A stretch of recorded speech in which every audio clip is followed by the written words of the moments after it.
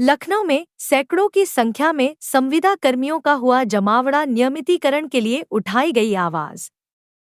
संयुक्त परिषद के अध्यक्ष ने संविदा कर्मियों को संबोधित करते हुए कहा कि सरकार विनियमितीकरण नहीं किया तो होगा बड़ा आंदोलन। समाज कल्याण एवं जनजाति विकास विभाग तथा महिला कल्याण विभाग के विनियमितीकरण के लिए उठाई आवाज। महिला कल्याण विभाग एवं समाज कल्याण विभाग के आउटसोर्सिंग संविदा कर्मी शोषण के खिलाफ आवाज उठाई।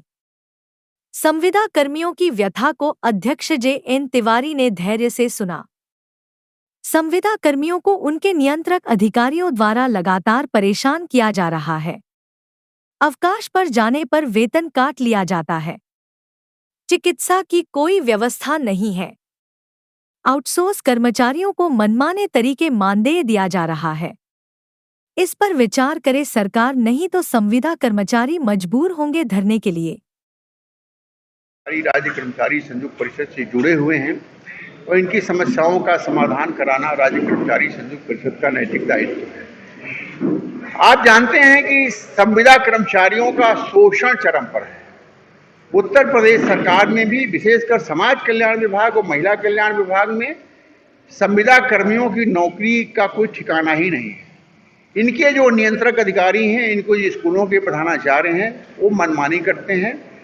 अगर ये 5 मिनट 10 मिनट अपनी नौकरी पर लेट होते हैं, इनका क्लास लगाकर के उस दिन 1 दिन का वेतन काट देते हैं। उनका ये कहना है कि संविदा कर्मचारी को हम कर्मचारी नहीं मानते हैं, और दूसरी तरफ इनके प्रिंसिपल ये कहते हैं कि अगर इन्होंने अपनी आवाज उठाई तो कर्मचारी आचरण नियमावली 1956 के खिलाफ है। मुझे हंसी आ रही है ऐसे प्रिंसिपलों पर और सरकार पर जो ऐसे प्रधानाचार्यों को स्कूलों में तैनात किया है, जिनको आचरण नियमावली 1956 के बारे में ज्ञान नहीं है। आचरण नियमावली 1956 सरकारी कर्मचारियों पर लागू होती है, और अगर आचरण नियमावली 1956 हमारे संविदा कर्मचारी पर लागू हो रही है तो निश्चित रूप से हमारा संविदा कर्मचारी जो है वो सरकारी कर्मचारी है और सरकारी कर्मचारी को मिलने वाली सारी सुविधाओं का वो हकदार है। आप दो तरह की बात कैसे कर सकते हो? इन समस्याओं को, इनको मेडिकल लीव नहीं मिलती है, ये बीमार पड़ जाएं अस्पताल जाने के लिए इनको छुट्टी नहीं मिलती है। हमारे ये संविदा के जो फार्मासिस्ट हैं 24 घंटे ड्यूटी करते हैं, परिसर छोड़ने की उनको इजाजत नहीं है। अगर उनके घर का कोई बीमार पड़ जाए तो वो अस्पताल नहीं जा सकते हैं। ये समस्या है। इन छोटी छोटी समस्याओं को लेकर के आज ये इन विभागों के कर्मचारी यहाँ इकट्ठे हुए हैं। सबसे बड़ी समस्या इनके विनियमितीकरण की है। ये संविदा कर्मचारी वो कर्मचारी हैं जिनको सरकार अपने पदों पर, जो रिक्त पद हैं, उनके खिलाफ नियुक्तियां निकालती है। उन नियुक्तियों पर चयन समिति बिठाती है और चयन समिति के माध्यम से इनका चयन होता है और इन कर्मचारियों को इनके पद के न्यूनतम वेतन का मूल वेतन मिल रहा है, इनको महंगाई भत्ता मिल रहा है। अगर आप इनको नियमित कर देते हैं जिसमें सरकार का 1 पैसे का अधिक कोई खर्च नहीं होने वाला है, क्योंकि सारी सुविधाएं जो नियमित कर्मचारियों को मिल रही हैं, वेतन और महंगाई भत्ता आप इनको दे रहे हो, सिर्फ ये होना है कि इनकी सेवा सुरक्षित हो जाएगी। हमारे आउटसोर्स के कर्मचारी हैं, उनकी न्यूनतम मजदूरी तय करने का निर्णय माननीय मुख्यमंत्री जी 1 साल पहले ले चुके हैं, लेकिन विभाग, सूक्ष्म लघु मध्यम उद्योग विभाग और श्रम विभाग, ये दोनों विभाग उस पर कुंडली मारे बैठे हुए हैं। अभी तक उनके न्यूनतम वेतन का निर्धारण नहीं हुआ है। 11 जून को जब माननीय मुख्यमंत्री से हम बात कर रहे थे, माननीय मुख्यमंत्री जी ने कहा कि तिवारी जी मैं इस पर पहले निर्णय ले चुका हूं और इस पर आदेश क्यों नहीं हुआ मैं इसको पता करता हूं।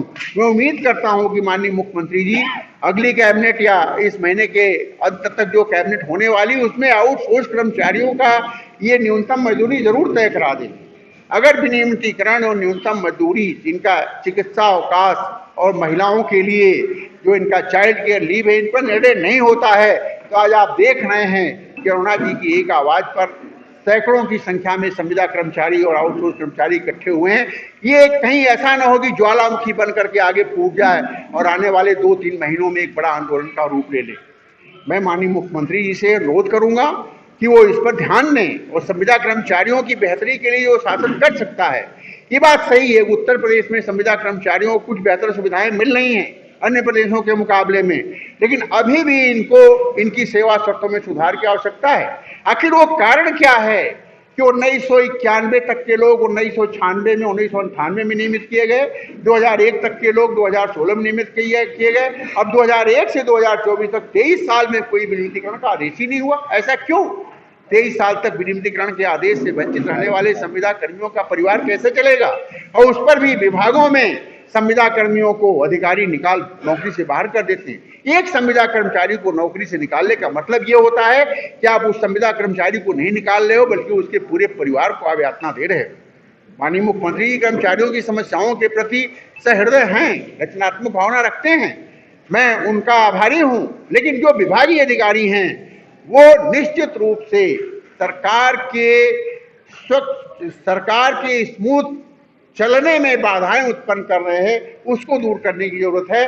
विभिन्न विभागों के अधिकारियों पर अंकुश लगाने की जरूरत है, ताकि जो सरकार की सुविधाएं हैं, सरकार की योजनाएं हैं, वो आम जनता तक तो मिले, कर्मचारियों के लिए भी जो सुविधाएं हैं उनको मिल सकें। आज की ये बैठक इसीलिए थी, और इसमें हम लोग सरकार को 3 महीने का ये समय देना चाहते हैं। 3 महीने के बाद फिर ये संविदा कर्मी अगर सड़क पर आते हैं तो उसमें राज्य कर्मचारी संयुक्त परिषद का कोई उत्तरदायित्व नहीं होगा। ये मुद्दा मैं बार बार उठाऊंगा, बार बार उठाता रहा हूं। 11 जून को मैंने उठाया है, मुख्यमंत्री जी ने हमसे कहा है कि ये क्यों नहीं हुआ, मैं इसको दिखवाता हूं। तो चूंकि माननीय मुख्यमंत्री जी के पास और भी व्यस्तताएं हैं, इसलिए मैं महीने 2 महीने इसका इंतजार करूंगा।